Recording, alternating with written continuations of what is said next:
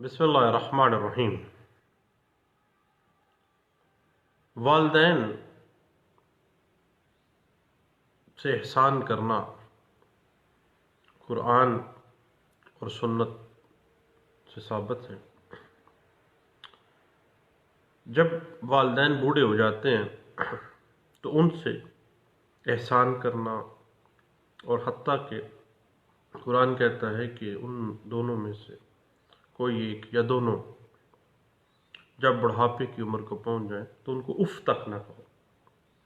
वालिदैन से एहसान करना कुरान का हुक्म है। और जब वालिदैन बूढ़े हो जाते हैं तो उनको मेंटेन करना, उनको नानो नफ़क़ा देना, उनकी ज़रूरियातें ज़िंदगी को पूरा करना औलाद पर फ़र्ज़ है और वालिदैन का हक़ है। जहाँ पर एक पार्टी का हक़ क्रिएट होता है वहाँ पर उस हक़ को हासिल करने का कोई ना कोई तरीक़ाकार कानून हमें प्रोवाइड कर रहा है। अल्लाह के नबी सल्लल्लाहु अलैहि वसल्लम ने कहा कि माँ और बाप दोनों इस कदर मुक़द्दम हैं कि जब उनसे सवाल किया गया कि अल्लाह के नबी सबसे ज़्यादा हक़ किसका है, तो उन्होंने 3 दफ़ा माँ का जिक्र किया और 1 दफ़ा बाप का जिक्र किया। ऐसे वालिदैन जो बूढ़े हो जाएं, जो बीमार हो जाएं, जो इस काबिल ना रहें कि वो अपने आप को मेंटेन कर सकते हों, अपनी लाइफ की ज़रूरियात को पूरा कर सकते हों, तो ऐसे वालिदैन बुनियादी तौर पर अपनी औलाद या उनकी औलाद यानी जो सन है, ग्रैंड डॉटर है, अगर वो इजी सर्कमस्टांसिस में है, माशी तौर पर खुशहाल हैं, तो उनको मेंटेन करना, उन बूढ़े वालिदैन को, उन बूढ़े ग्रैंड पेरेंट्स को मेंटेन करना बच्चों की ज़िम्मेदारी है, फ़र्ज़ है उन पर। और इस हवाले से जब उन बच्चों का फ़र्ज़ हुआ, वालिदैन या ग्रैंड पेरेंट्स का राइट हुआ, तो जब राइट क्रिएट होता है वहाँ पर अगर राइट नहीं मिल रहा तो उसका तरीक़ाकार अदालती निज़ाम में मौजूद है। पिछले दिनों मैं एक केसला पढ़ रहा था, PLD 2001 supreme court of Pakistan page 18। ये केस हाजी राना मोहम्मद शबीर अहमद खान बनाम फेडरेशन ऑफ पाकिस्तान केस है। इस केस में सुप्रीम कोर्ट ऑफ पाकिस्तान ने कहा कि पाकिस्तान का तमाम कवानीन, तमाम रवाज और तमाम तरीक़ाकार किसी भी काम को करने का, तमाम राइट्स एंड ऑब्लिगेशंस जो भी हैं,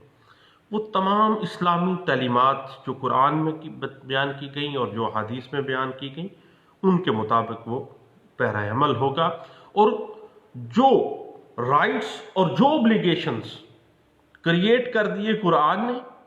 और सुन्ना ने, उनको implementation same as it is, as the spirit of Quran and Sunnah, उनको इम्प्लीमेंट किया जा सकता है और करवाया जा सकता है।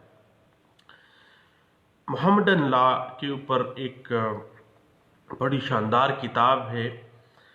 DF मुल्ला मोहम्मदन लॉ के नाम से उन्होंने किताब लिखी और इसको इस्लामिक जूरिस्प्रूडेंस की बुनियादी किताब का दर्जा हासिल है। अब DF मुल्ला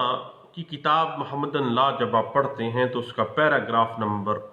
371 कहता है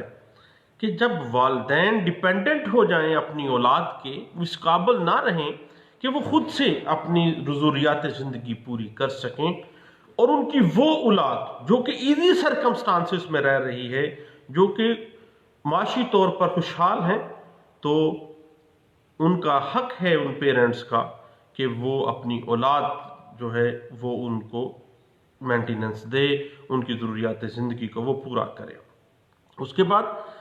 पैरा 372 जो है मोहम्मदन लॉ बाय DF मुल्ला, इसमें वाज़े किया गया कि हत्ता कि ना सिर्फ वालिदैन बल्कि जो ग्रैंड पेरेंट्स हैं, दादा दादी, नाना नानी, वो भी मेंटेनेंस क्लेम कर सकते हैं, उन बच्चों से ले सकते हैं, सूट फाइल करके ले सकते हैं, काज़ी वक्त से ले सकते हैं, जज से ले सकते हैं, जो कि अपने बच्चों जो कि इजी सर्कमस्टांसिस में वो ग्रैंड सन या डॉटर रह रहे हैं और वो अपने ग्रैंड पेरेंट्स को मेंटेनेंस नहीं कर रहे। तो सेक्शन जो पैरा 372 है मोहम्मदन लॉ का बाय डीएफ मुल्ला वाजे करता है कि उनका हक है और उनको मिलना चाहिए। और इस हवाले से डीएफ मुल्ला इतनी सपोर्ट करता है, वो कहता है काजी उल वक्त की जिम्मेदारी है कि वो बच्चों से मेंटेनेंस अलाउंस लेके अपने उन डिपेंडेंट पेरेंट्स को लेके दे, और इसी तरह ग्रैंड सन्स या ग्रैंड जो सिबलिंग्स हैं उनसे मेंटेनेंस लेके वो ग्रैंड पेरेंट्स को लेके दे जब वो शिकायत लेके एक काजी के पास आते हैं, बूढ़े वालिदैन या बूढ़े ग्रैंडफादर्स पेरेंट्स जो भी हैं। याद रखिए कि same as it is Pakistan की अदालतों में भी वालिदैन, बूढ़े वालिदैन या बूढ़े ग्रैंड पेरेंट्स जो हैं वो अपनी वो औलाद जो कि मुनासिब ईजी सर्कमस्टांसिस में रह रही है उनसे अपना मेंटेनेंस क्लेम कर सकते हैं और अदालत में सूट फाइल करके बाकायदा तौर पर वालिदैन अपनी औलाद से अपना रोजी रोटी, अपनी रहाइश के लिए, अपनी ज़रूरियात ज़िंदगी के लिए तमाम मेंटेनेंस जो है वो ले सकते हैं। और एक कोर्ट की जिम्मेदारी है, अदालत की जिम्मेदारी है कि वो बच्चों को मजबूर करेगी और डिग्री मेंटेनेंस की पास करेगी उन पेरेंट्स के हक में या उन ग्रैंड पेरेंट्स के हक में जो कि बच्चों के खिलाफ अदालत में सूट फाइल करने आए हैं कि ये बच्चे हमें इजी सर्कमस्टांसिस में रह रहे हैं, आप वालिदैन जो हैं वो बूढ़े हो गए हैं लेकिन ये हमें मेंटेनेंस नहीं दे रहे हैं, मेंटेन नहीं कर रहे हैं, पर मंथ के हिसाब से हमें इतने मेंटेनेंस चाहिए इनसे। तो जो जज साहब हैं वो उनकी डिग्री पास कर सकते हैं और उनका सबका मेंटेनेंस भी उनको दिला सकते हैं। इस हवाले से 2014 PLD page 21 Peshawar high court का एक फैसला है जो हमें गाइडलाइन दे रहा है। और वालिदैन ना सिर्फ अपनी औलाद से बल्कि अगर ग्रैंड पेरेंट्स हैं वो अपने ग्रैंड जो सिबलिंग्स हैं, ग्रैंड जो बच्चे हैं, मसलन पोता है, पोती है, दोता है, दोती है, इस तरह से जो भी रिश्तेदार हैं उनसे अपनी मेंटेनेंस क्लेम कर सकते हैं और वो अदालत के जरिए उस मेंटेनेंस को क्लेम करके ले भी सकते हैं। इस हवाले से 2013 CLC पेज 452 जो है हमें सपोर्ट कर रही है। याद रखिएगा कि कानून वाज़े करता है कि कुरान और अहादीस जो भी इस्लामी तालीमात की स्पिरिट है उसको सेम एज इट इज़ उन्हीं राइट्स एंड ऑब्लिगेशंस के ऊपर इम्प्लीमेंट किया जाएगा। और अदालतें बाउंड हैं पाकिस्तान की कि वो इस्लामी तालीमात को तरवीह देंगी और इस्लामी तालीमात के मुताबिक ही फैसले करेंगी। और वालिदैन जो कि अपनी बूढ़े हो चुके हैं, जो कि डिपेंडेंट हो चुके हैं, वो अपनी औलाद के मेंटेनेंस के ऊपर डिपेंड करते हैं, तो अगर वो नहीं दे रहे हैं तो वो बदरिया अदालत भी ले सकते हैं। इस हवाले से 2012 MLD पेज 148 हमें सपोर्ट करती है और इस बात को बड़े अच्छे अंदाज से इंटरप्रेट किया गया। और लाहौर हाई कोर्ट की एक लैंडमार्क जजमेंट है इस हवाले से कि वालिदैन और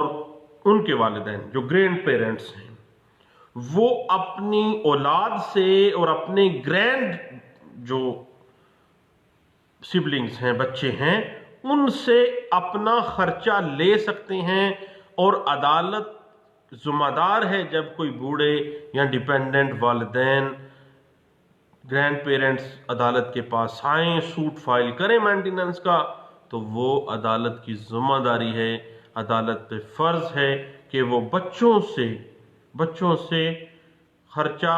ज़रूरियात ज़िंदगी का वालिदैन को, ग्रैंड पेरेंट्स को लेके देगी और उनके हक में डिग्री करेगी पर मंथ के हिसाब से। और जो साबका अखराजात हैं, साबका उनका खर्चा जो है वो भी उनको लेके देगी। इस हवाले से लाहौर हाई कोर्ट की एक लैंडमार्क जजमेंट है, पढ़ने के काबिल है। PLD 2012 Lahore high court page 148 जो है इस बात को सपोर्ट करती है। तो मेरे दोस्तों, वालिदैन अपनी औलाद से